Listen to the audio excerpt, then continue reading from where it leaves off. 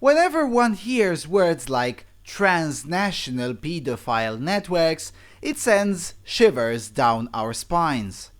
Now that's normal. However, when one hears such words, one's nonsense detector should also light up, for recent history is full of such stories that created a genuine hysteria over literally nothing. But maybe this time it isn't nonsense? Let's explore.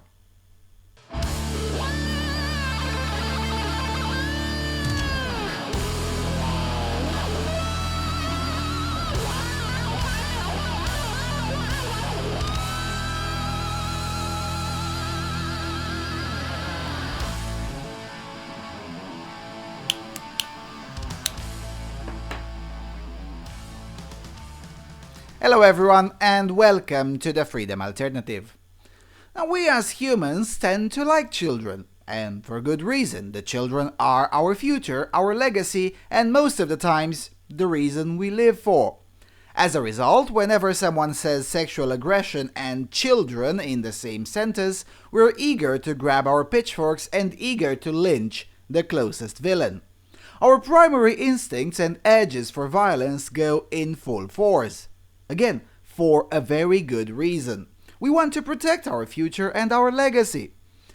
However, as history has shown to us, these instincts, whilst very well intended, are also easily manipulated and oftentimes lead to the wrong conclusion and the wrong actions.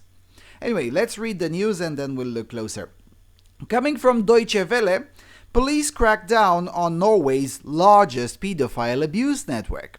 And goes like this, quote, "In Norway's largest abuse case to date, 51 suspects are under investigation for being part of a pedophile network. The abuse of infants, in one case by a parent, is suspected. Norwegian police investigating a pedophile ring have arrested 20 people and identified 31 others as suspects. At least one suspect acknowledged abusing his own children.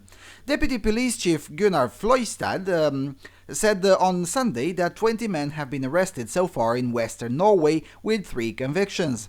There are 31 suspects in different regions.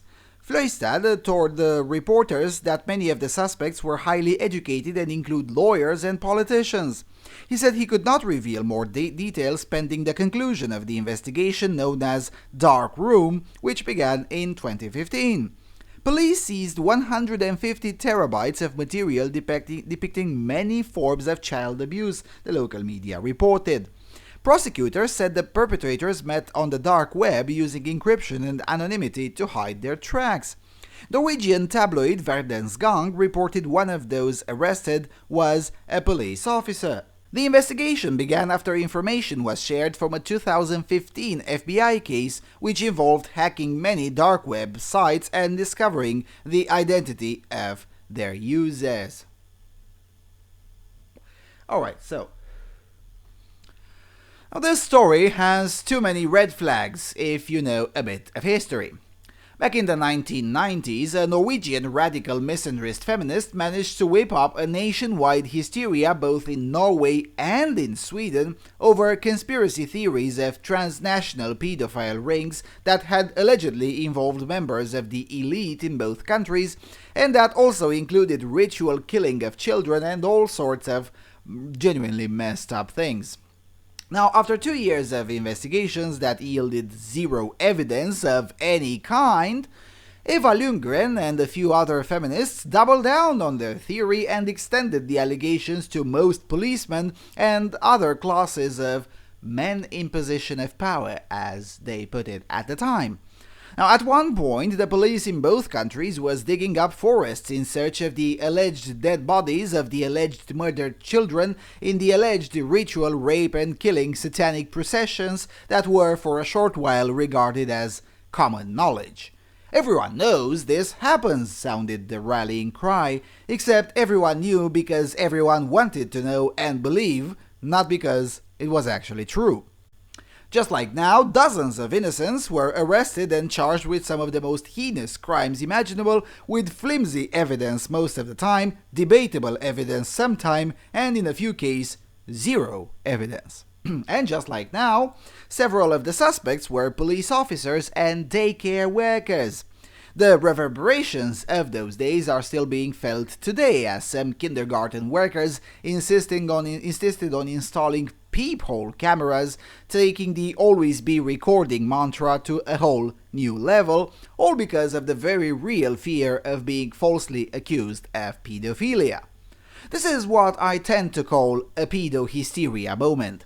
The moment when a community, for one reason or another, starts to genuinely believe that there is a pedo behind every bush. Now, many of you will say, now hold on a second, this time the authorities have evidence. Well, not so fast. All the sources say that the authorities collected 150 terabytes of material depicting many forms of child abuse. Well, how convincing is that? For instance, did you watch the Daily Mail video with the Texas mother throwing out her child from the house because the child voted for Donald Trump in a school mock election? If you did, that means there is cache video on your hard drive, which means there is material depicting a form of child abuse in your computer. Congratulations, you are now a criminal. See what I did there? The fact of the matter is that this case is being reported with a multitude of weasel words, and when looked through a historical perspective, the way it is being reported doesn't give too much grounds for being believed. Now, that doesn't mean this investigation is completely wrong. In fact, I would be very surprised if such a large-scale investigation on the dark web would not turn out at least one legit pedophile. It would speak quite badly about the police forces to spend such a tremendous amount of resources and come up with nothing. But then again, coming up with nothing is the norm in such investigations because there really aren't that many active pedos out there. In a country of 5 million like Norway, the most horrific estimate would put the total number of active pedophiles at around 800. Now that's a lot, but consider that the overwhelming majority of active pedos run into the authorities quite fast. Most of them are already known to the authorities since the time they were in their late teens or early 20s. Now, the point I'm trying to make here is that the possibility of finding even dozens, let alone hundreds of new pedos in a country like Norway following an investigation is statistically zero. So if they manage to secure more than 5 convictions, one should be impressed in and of itself, because that would mean there is an unreasonably high incidence of pedophilia in Norway when compared to any other country anywhere in the world. Now, allow me to find that quite hard to believe. Now, the reason I'm even making this video in the first place is because belief in such networks has resurfaced lately with the pedestal leaks and with many corners of the internet looking into a possible connection between the Clinton clique and an alleged pedophile ring. Now, if anything from that off-the-record independent investigation pans out, which I personally don't think will happen, or even if it appears to pan out, which might actually happen, then we're looking at a new pedo-hysteria moment, this time on a Euro-American wide scale, and that is dangerous per se.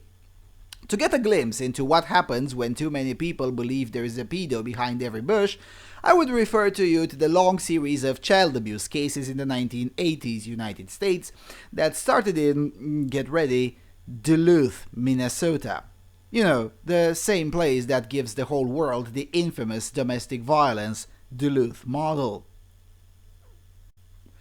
You see, in the 1980s, the newly revolutionary 1960s graduate leftists had entered various institutions, and they started doing what they always do: create conflict, ruin families, and ferment chaos. Thousands of children and their families have been ruined for life by social workers and gullible police officers and attorney generals who in turn convinced judges and juries of outright falsehoods. It took over a decade to overturn the legal damage done nationwide through the work of the group called VOCAL, which stood for Victims of Child Abuse Legislation.